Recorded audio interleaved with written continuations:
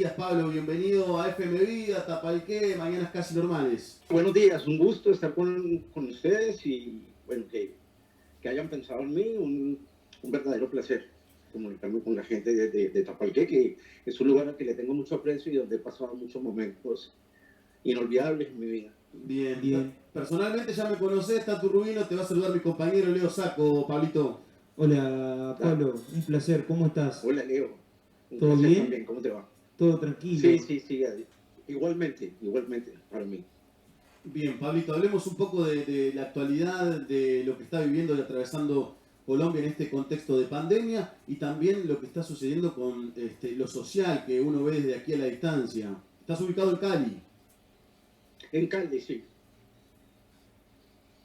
Contanos. Cali es la tercera ciudad más importante de Colombia y está situada en el suroccidente del país, a 2 horas del Océano Pacífico. Está bueno que nos comentes eso, sí, y comentanos un poco de cómo estás transitando esta pandemia y de cómo ves la actualidad social, digamos, más allá de lo que uno puede discernir y sacar conclusiones con respecto a los medios.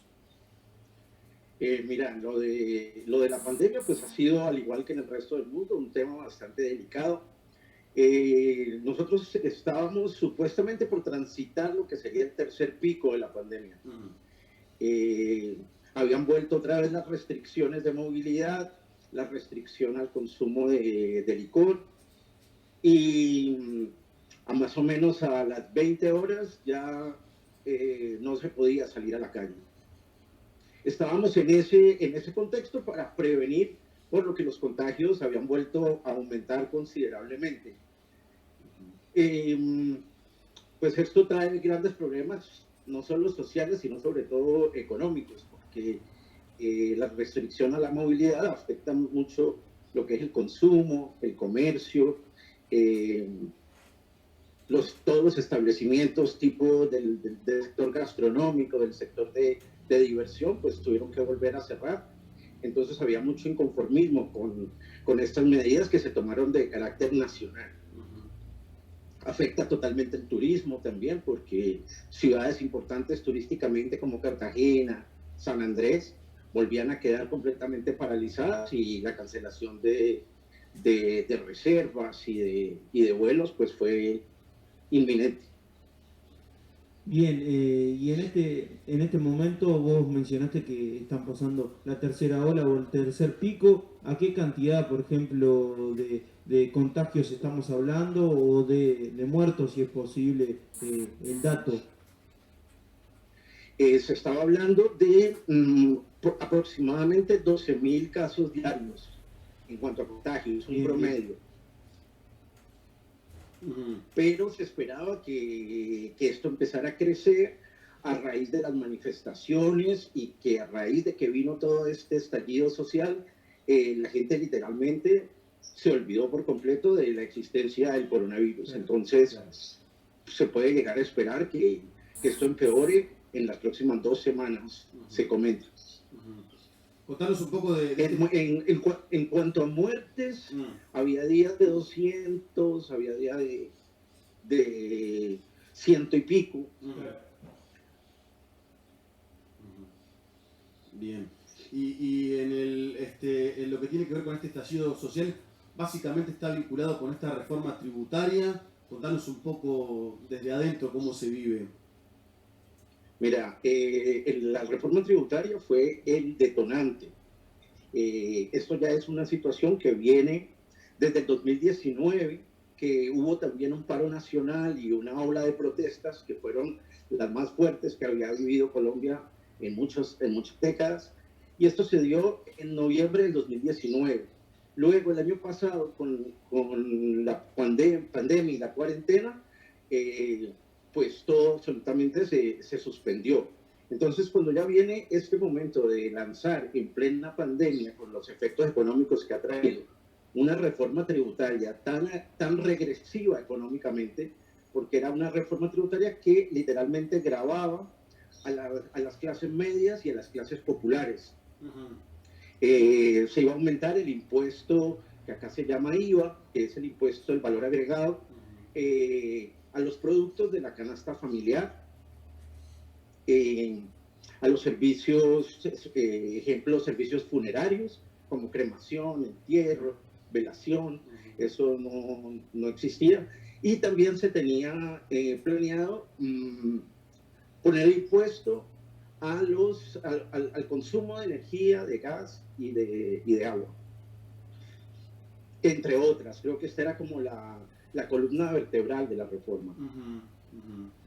Y se había hablado mucho de que esto iba a traer un gran impacto en la gente, y diferentes líderes políticos de oposición habían hablado que era totalmente inoportuno lanzar una reforma tributaria dado el contexto en el que se está viviendo. Sin embargo, se hizo, y allí definitivamente la gente salió masivamente a las calles a protestar, y se dieron todos los desórdenes y todos los abusos de la fuerza pública que se han visto en las noticias alrededor del mundo. Totalmente, totalmente. Bueno, es noticia Colombia mundialmente, aquí hay muchos colombianos, hemos visto muchas expresiones de futbolistas profesionales que lo hacen en nuestro país, hablando de los fallecimientos, de las vidas que se han perdido, de la represión policial. La represión policial es totalmente dada, o sea, no hay un equilibrio de poderes entre el grupo de personas que protesta o que hacen movilizaciones o que bloquean diferentes calles o accesos a las diferentes ciudades, y es una fuerza especial que existe aquí antidisturbios que se llama SMAT. Está hecha y financiada solamente para enfrentar este tipo de situación. Aunque las violaciones también se reportan, que también han venido por parte de la Policía Nacional. Claro. Teniendo en cuenta esta situación, ¿no? Bueno, marcar la gravedad del abuso policial que se vio en diferentes ocasiones, y esta manifestación y reclamo que hizo el pueblo colombiano, bueno, tiene diferentes impactos, y vos marcabas que es una realidad social que se vive allá, ¿no? Es una realidad social porque hay mucha inconformidad. Ya la cuestión de la pandemia había afectado la economía de una manera sin precedentes, en cuanto a cierre de negocios, personas que lo han perdido todo, personas que se han ido a la quiebra. Entonces, el desempleo alcanzó una cifra récord, históricamente hablando. Entonces, bajo este contexto, especialmente la gente joven es la que se ve más amenazada, más vulnerada, porque son ellos los que sienten que no tienen acceso a prácticamente ningún tipo de oportunidad. Fuera de que sí, discúlpame que aquí hay un problema también con la educación, claro. Por lo que, a diferencia de Argentina, la educación acá es el mismo sistema, más o menos como el que hay en Chile. Es un sistema muy mercantilista, y la educación se volvió un privilegio para cualquier persona. ¿Mucha educación privada hay allá en Colombia? Acceder a la educación hoy en día, a la educación privada y a la educación pública. La educación pública también tiene costo, pero más moderado. El problema son que los cupos son muy pocos. Entonces, muchísima gente no alcanza nunca a un cupo. Qué problemática, ¿no es cierto? Porque cuánta gente, me imagino yo, queda fuera del sistema en este sentido. Sí, es impresionante. O cuánta gente que empieza a estudiar, con el paso del tiempo, no puede sufragar los gastos, entonces la deserción académica es bastante alta a nivel superior. Claro. En este sentido, ¿tu vida cómo se da en el día a día, digamos? ¿Cómo lo estás transitando? ¿Vos, tu familia? ¿Ha percibido alguno de ustedes el coronavirus? Bueno, yo lo tuve en el mes de marzo.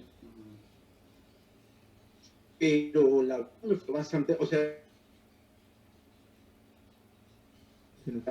pero pero salí adelante y no tuve que necesidad de estar en una UCI o de que me hospitalizaran, pero fue bastante complicado, la verdad la pasé mal. Y con respecto a este sentido que estás hablando de la educación que es privada y que pocos pueden acceder, con respecto a la salud y con respecto al coronavirus, desde lo público y desde lo privado, ¿qué nos podés comentar? Bueno, se hicieron muchas adecuaciones y mucha compra de oxígeno, de respiradores. El país se equipó en las medidas de lo posible bastante bien y no ha habido una crisis masiva.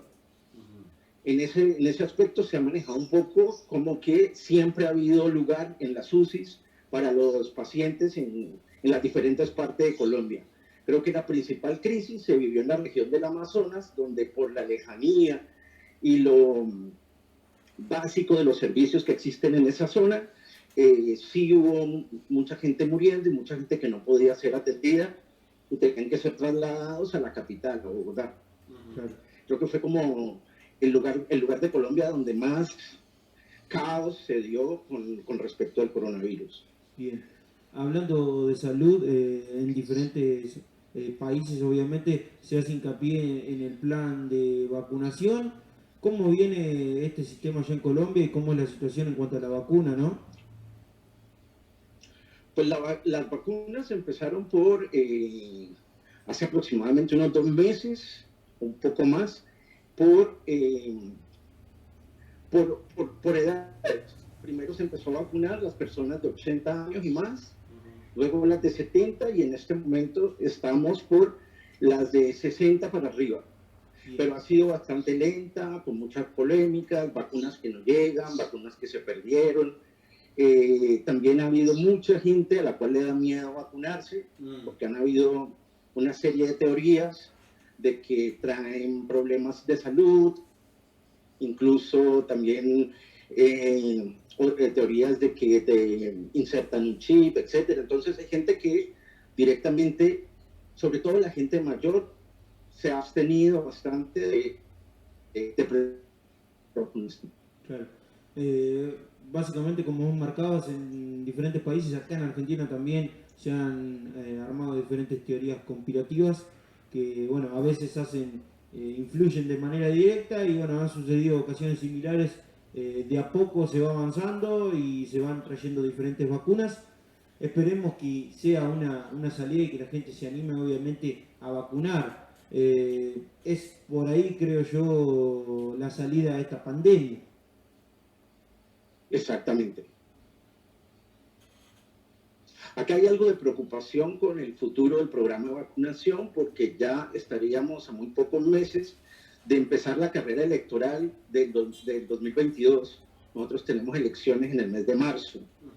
Entonces, se habla de que del manejo político que se le dé en época preelectoral al programa de vacunación.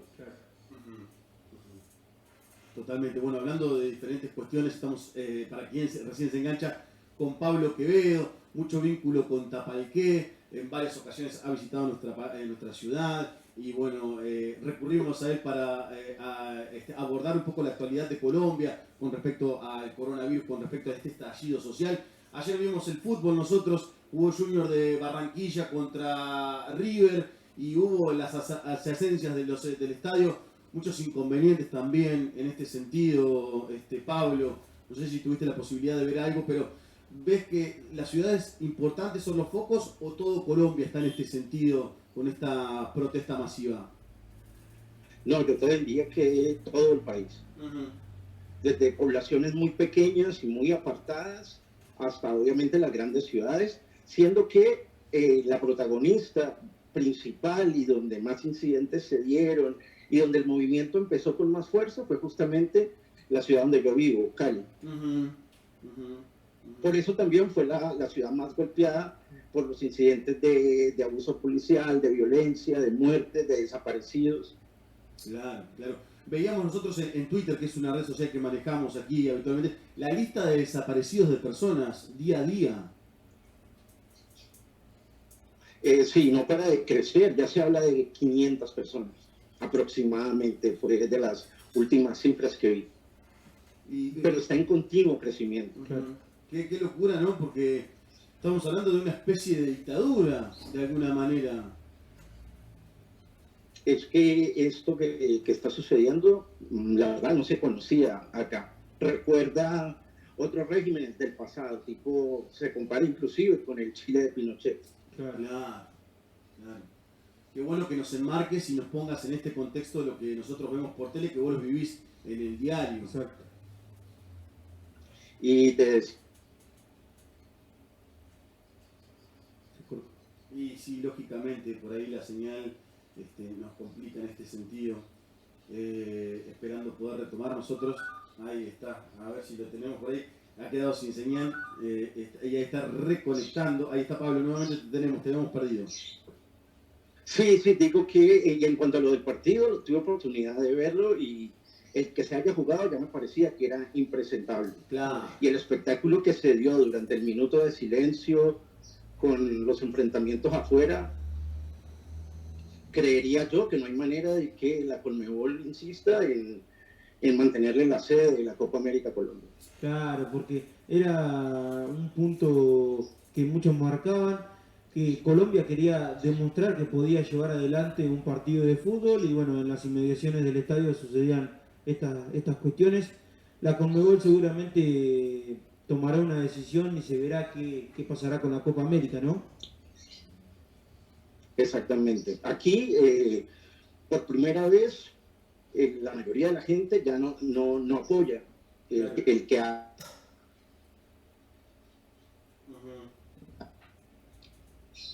Hola. Sí, ahí estamos nuevamente. No apoyan que haya una Copa América. Claro, claramente. Claramente que la prioridad es el pueblo, y con lo que vos decías con respecto a esta reforma tributaria, también mucha gente queda fuera del sistema en este momento pandémico, donde también ha cambiado la normativa de la modalidad de trabajo también. Bueno, completamente, porque durante las últimas 2 semanas todo estuvo cerrado. Literalmente nadie trabajó. Claro. En mi ciudad, por ejemplo, dejó de existir el servicio público porque fue destruido en su totalidad. El transporte público, perdón. Claro. Vos marcabas que hay un toque de queda a partir de las 20, ¿no? Allá. Se levantó con el estallido social. Bien. Ahora lo hay, pero es, ¿cómo te puedo decir? Ya en este momento no nos pusieron más toque de queda por cuestión del coronavirus, pero es un toque de queda implícito, porque en este momento, aquí, después de las 19 horas, nadie sale a la calle. Bien. Los comercios cierran 15 horas aproximadamente. Temprano. Muy temprano. Sí. ¿Y la gente se ha adaptado en este sentido? Sí, pero con mucha preocupación. Claro. Por la parte principalmente económica. Y porque en esta ciudad, la mayoría de la gente, que es la gente de menos recursos, vive en el sector del oriente, los cuales dependían totalmente de un sistema masivo de transporte que se construyó hace como unos 8 años, que era el que acercaba a esas personas a los sectores donde trabajan. Claro. Y como ese sistema dejó de existir, en este momento la gente no tiene alternativas de transporte. Hablando de alternativas, me diste el disparador para pensar en una salida de este estallido social. ¿Cómo lo ves? ¿Qué pensás en este sentido? Es bastante difícil por el gobierno que tenemos. El presidente es una persona con un liderazgo bastante cuestionado. Es una persona a la que se califica de que es ausente. Siempre está encerrado en el Palacio de Gobierno y al no tener un mensaje claro, contundente, directo y rehusar a negociar con la oposición, dialogar con la oposición y negociar con los organizadores del paro, pues pareciera que esto llega como a un punto ciego, como un nudo ciego. También hay un desgaste de la sociedad con el mismo paro, por el hecho de que había desabastecimiento de alimentos, desabastecimiento de combustibles.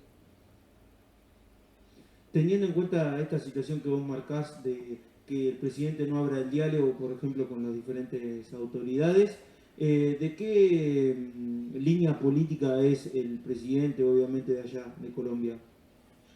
Él representa un partido que se llama el Centro Democrático, que es un partido, se puede decir, de derecha, sino de extrema derecha, fundado y liderado por el expresidente Álvaro Uribe. Claro. Estamos hablando de Duque, para la gente que recién se enganche, que tome un poco de consideración en este sentido, que es el actual presidente de Colombia. Y esto desde las elecciones pasadas tiene polarizado completamente al país entre la gente que sigue al gobierno, la gente pro gobierno, que la gente pro gobierno tú la definirías como personas que viven en las grandes ciudades, en estratos económicos altos. Claro. Exactamente. Y en este sentido, la oposición ya está plantando un candidato, teniendo en cuenta lo que avisorás con respecto a las elecciones. El mismo de las elecciones pasadas, Gustavo Petro. Bien. Así que bueno, ya está jugándose políticamente y seguramente los medios están a pleno con todo esto. ¿Consume mucho la gente la cuestión de los medios? Mira, lo que sucede con los medios es que para enterarte de la realidad y poder ver las cosas exactamente como pasan, tenías que recurrir a los medios alternativos o medios independientes. Claro. Porque acá sucede que los medios tradicionales, que son fundados hace muchas décadas, mucho tiempo, pertenecen a familias que hacen parte del poder. Claro. Estamos hablando de Caracol, por ejemplo, del grupo Caracol. El Grupo Caracol, el Grupo RCN y los principales diarios también, El Tiempo de Bogotá, El País de Cali, pertenecen a lo que acá se les denomina élites que han manejado durante, por no decir siempre, el poder en Colombia. Y que se lo van transmitiendo generación por generación. Es importante poder aprender un poco y nutrirnos en realidad de este momento crítico que está viviendo Colombia y que se refleja a nivel mundial. Y bueno, la idea nuestra era ir por ese camino y poder hablar también de Tapaqué, que también debe ser como tu segunda casa, Pablo. Sí, lo es, especialmente por las diferentes navidades que pasaba allá y donde estaba muy feliz, muy bien atendido también. ¿Cómo llega el vínculo tuyo con Tapaqué? ¿Desde Buenos Aires? Desde Buenos Aires, sí. Yo había ido a estudiar y en el edificio donde yo vivía, en la calle Pasteur, quedaba una de las casas de Tapalqué que había en ese entonces para los estudiantes. Bien. ¿Y cuál es el primer contacto? ¿Con quién es el primer contacto? Juliano Mansioni. Y después de Canta, en todo ese grupete de tapalquenses que estabas por ahí, Luis Carlos Rodríguez, Víctor Pulvé. Claro, a raíz de conocerlo a él y conocer a los otros chicos que vivían allí, hago muy buena amistad con Gastón Marmisol. Claro.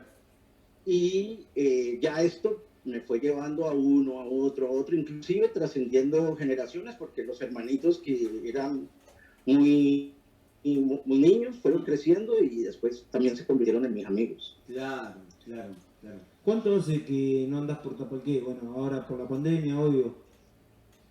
Yo creo que 4 años. Fue para el 2016. Fue el último diciembre que estuve allá. Bien. ¿Y qué se extraña de Tapaqué o de tus vínculos? No, yo extraño literalmente el estar allá, el juntarme con los amigos y los corderos en el balneario. Eso lo extraño bastantísimo porque nunca más los volví a ver. Claro. Seguramente. Bueno, y seguramente hay muchos de tus conocidos que están escuchando o que te van a escuchar porque estamos grabando y seguramente en algún momento lo vamos a subir ahí a las redes sociales, a YouTube y van a tener la posibilidad de poder escucharte. Así que bueno, es el momento quizás para saludar a quien quieras o a quien desees. No, saludo literalmente pues que sé que estaba oyendo, a Guillermo Vázquez, a Dolores Rodríguez, a Luis Carlos Rodríguez, a Pedro Porté, a los hermanos Segura, Sebastián Asensio. ¿Qué grupo de buenas a personas? Gastón. ¿Qué buen grupo de buenas personas Sí, te encontraste? Bueno, el camino te cruzó. exactamente, siempre muy, muy agradecido y bueno, hemos logrado mantener la amistad durante muchos años y pues esto se ha convertido acá como en una sede de Tapalqué. Aquí han venido muchas personas de visita. Ujú. Un chico de Tapalqué vivió acá en mi ciudad y en mi casa más o menos 2 meses. Mirá. Entonces, es como una pequeña mini embajada de Tapalqué Claro. en Cali, Colombia. Bien, bien. ¿Y tomás mate o no? ¿No tomás mate? Cuando voy allá, sí. Ahora en la actualidad en Colombia no. No, no, acá no lo consigo, salvo cuando alguien viene. Claro, Claro. claro, claro. Y me imagino, vos marcaste que extrañabas los corderos. ¿El asado argentino de vaca también te gusta? También, claro que sí, obvio, sí, mucho. Ujú, ujú. ¿Y con qué se reemplaza por allá? ¿Qué es lo que se come hablando de carne? También asados, pero los asados de acá, cuando los comparas con los de allá, son bastante tristes, porque la calidad de la carne es muy inferior. Y los cortes, acá nadie conoce los cortes de allá. Claro, Entonces, se extrañan mucho. bien, bien. Por ejemplo, un bife de lomo, algo así, Claro. es algo que extraña uno demasiado, un vacío. Claro. Nos hace desear, porque ya estamos acá casi a las 13 horas, casi a la 1 de la tarde, y la verdad que es el momento que ya empieza ahí la mente a recrear algún almuerzo. ¿Vos en qué hora estás allá? 2 horas menos. 2 horas. Sería las 11. Las 11. Bien, y hablando de tu profesión, contame un poco. ¿Estás haciendo la carrera de Derecho? ¿Te recibiste? Sí. Yo soy administrador Bien.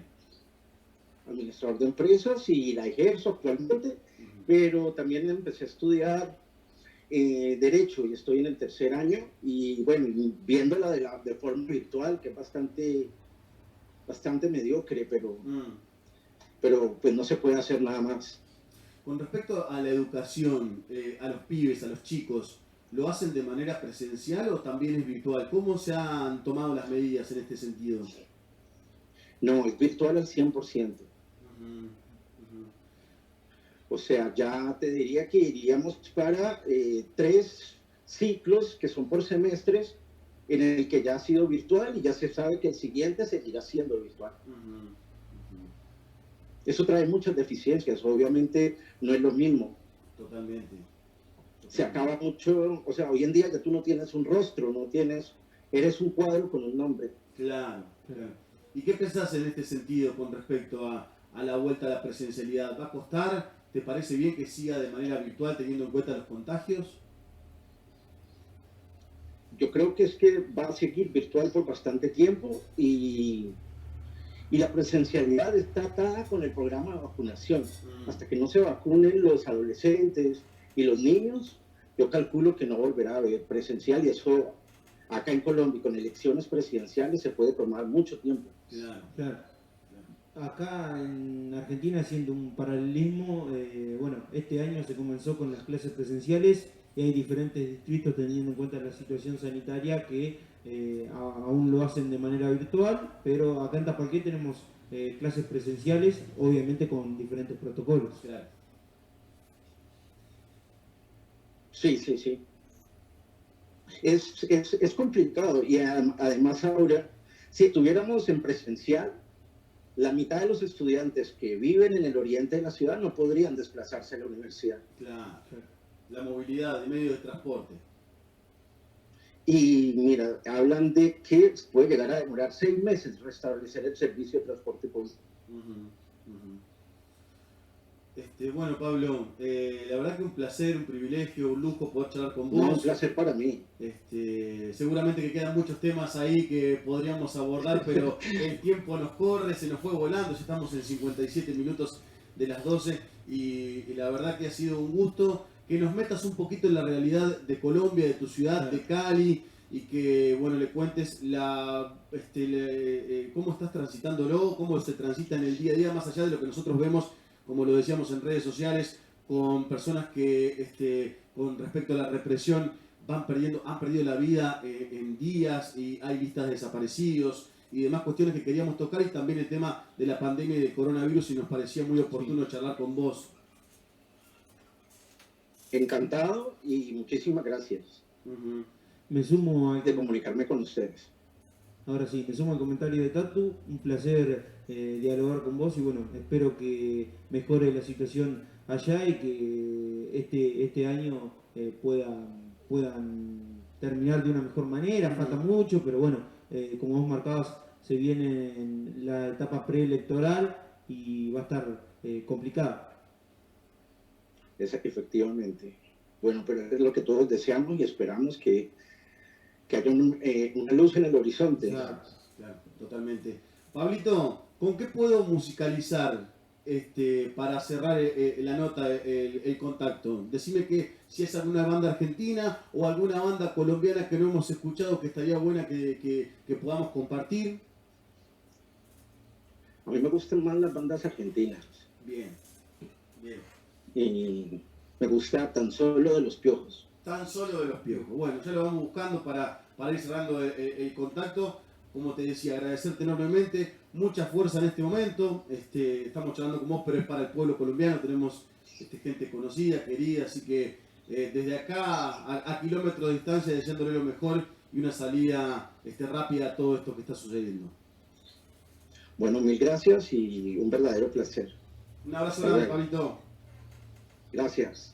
Ahí estaba la palabra de Pablo Quevedo, Vínculos Tapalquenses, Tendiendo Puentes, el segundo capítulo en esta